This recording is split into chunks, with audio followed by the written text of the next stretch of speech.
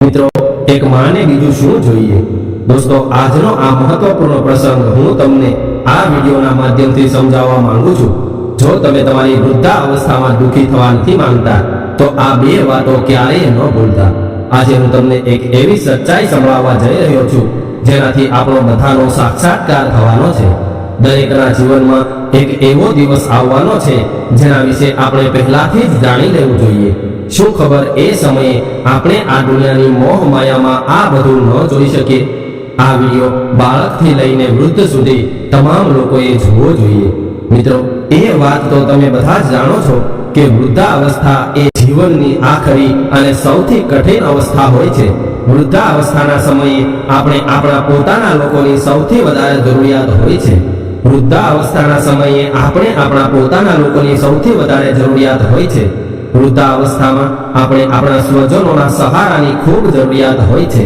કદાચ એવા સમયે આપણા સ્વજનો જ આપણાથી દૂર થઈ જાય તો એનાથી દુર્ભાગ્યપૂર્ણ સ્થિતિ આ દુનિયામાં બીજી કોઈ નથી હોતી. તો ચાલો મિત્રો, જીવનની એક કડવી સચ્ચાઈ સમજવાની કોશિશ કરીએ આ કહાનીના માધ્યમથી. મિત્રો, એક વખત દિવાળીનો સમય હતો અને એક પતિ પત્ની બજારમાંથી અમુક સામાન ખરીદવા માટે ઘરેથી નીકળ્યા હતા. ત્યારે જ અચાનક આ યુવકને તેની વૃદ્ધ માની યાદ આવી જે ઘરમાં એકલી બેઠી હતી. એટલે આ યુવકે તેની પત્નીને પૂછ્યું કે સાંભળ છો, શું તે માને પૂછ્યું છે? દિવાળીનો અવસર આવી રહ્યો છે એટલે માને પોતાના માટે કોઈ વસ્તુ તો નથી મંગાવવી ને? ત્યારે એની પત્ની કહેવા લાગી કે તમે પણ કેવી વાત કરો છો, માને આ ઉંમરમાં હવે શું જોઈએ? 2 સમયનું ભોજન અને 2 જોડી કપડાં, આમાં પૂછવાની વાત શું હોય છે? ત્યારે પતિ કહેવા લાગ્યો કે જો એવી વાત નથી, પરંતુ માં પહેલી વાર દિવાળી પર આપણા ઘરે આવ્યા છે. આમ તો તે દરેક દિવાળીએ ગામડે જ રહે છે.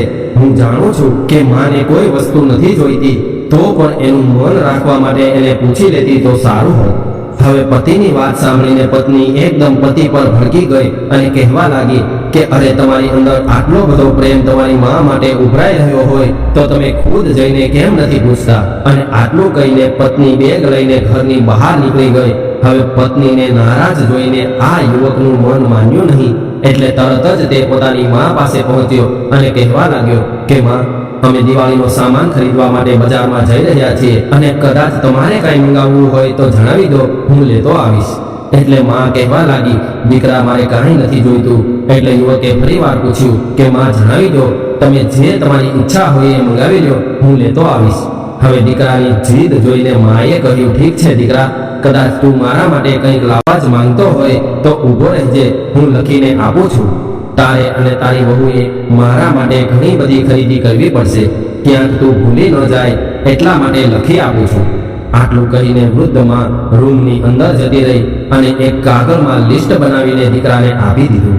હવે દીકરાએ આ કાગળને વાંચ્યા વગર જ ખિસ્સામાં મૂકી દીધો અને ગાડીમાં જઈને બેસી ગયો. પત્ની તો પહેલાથી જ ગાડીમાં બેઠી હતી. હવે યુવકે તેની પત્નીને કહ્યું કે જો મેં તને કહ્યું હતું ને કે માને પણ પૂછી લે, એને કાંઈ મંગાવવું હોય તો. જો માએ પણ એનો અમુક સામાન આ કાગળમાં લખીને આપ્યો છે. મનુષ્ય જ્યાં સુધી જીવિત રહે છે ત્યાં સુધી એને ભોજન અને કપડાં સિવાય પણ ઘણી બધી વસ્તુની જરૂરિયાત હોય છે. ત્યારે પત્ની કહેવા લાગી ઠીક છે, પહેલા હું મારો સામાન ખરીદી લઈશ, ત્યારબાદ તમે તમારી માનો કાગળ જોઈ લેજો. આટલું કહીને આ બંને બજારમાં જતા રહ્યા. હવે પત્નીએ બજારમાંથી પોતાની જરૂરિયાત મુજબનો સામાન ખરીદી લીધો અને પતિને કહેવા લાગી કે ખરીદી કરતા કરતા હું ખૂબ જ થાકી ગઈ છું. હવે તમે તમારી માનો કાગળ જોઈ લ્યો અને સામાન ખરીદી લ્યો, હું ત્યાં સુધી ગાડીમાં બેસું છું. હવે આ યુવકે ખિસ્સામાંથી માનો કાગળ કાઢ્યો અને વાંચવા લાગ્યો. લિસ્ટ ઘણું લાંબુ હતું. પહેલા તો એ જોઈને ચોંકી ગયો કે આટલું લાંબુ લિસ્ટ, ખબર નહીં માએ શું શું મંગાવ્યું હશે. માએ જરૂર એના ગામવાળા વહુ દીકરા માટે સામાન મંગાવ્યો હશે. પતિની વાત સાંભળીને પત્ની તરત જ બોલી કે હજુ બનો શ્રાવણકુમાર, માનો સામાન ખરીદ્યા વગર તો તમને ચેન નહોતું પડતું. આટલું કહીને તેના પતિ સામે ગુસ્સાથી જોવા લાગી. આ બાજુ પતિએ જ્યારે માની આપેલી ચિઠ્ઠી વાંચી તો વાંચતા વાંચતા એના હાથ કાંપવા લાગ્યા. એની આંખોમાં પાણી આવી ગયું. એનું આખું શરીર કાંપી રહ્યું હતું. પતિની આવી હાલત જોઈને પત્ની ગભરાઈ ગઈ અને પૂછવા લાગી શું થયું? એવું શું માંગી લીધું તમારી માએ? આટલું કહીને પત્નીએ પતિના હાથમાંથી આ કાગળ ઝૂંટવી લીધો અને પોતે વાંચવા લાગી. હવે પત્ની પણ આ કાગળ વાંચીને હેરાન હતી, કેમ કે આવડા મોટા કાગળમાં સામાનની જગ્યાએ માનો ભાવ લખેલો હતો. જીવનની બધી જ ઈચ્છાઓ માએ આ કાગળમાં ખૂબ જ ઓછા શબ્દોમાં વ્યક્ત કરી હતી.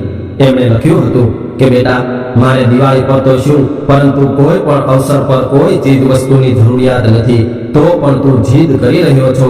એટલા માટે મારા માટે તું બજારમાંથી તને કદાચ કોઈ દુકાને મળી જાય તો તારા સમયના અમુક પળ લેતો આવજે. કેમ કે ઢળતી સાંજની જેમ મારા જીવનની પણ સાંજ થઈ રહી છે. મને હવે આ અંધારાથી ડર લાગવા લાગ્યો છે. પળ પળ મારી તરફ આવી રહેલા મોતથી મને ડર લાગી રહ્યો છે. હું એ જાણું છું કે મૃત્યુ પરમ સત્ય છે, એને ટાળી નથી શકાતું, પરંતુ આ કમજોર વૃદ્ધ શરીર સાથે એકલા રહેવાથી ખૂબ જ ગભરાહટ થાય છે.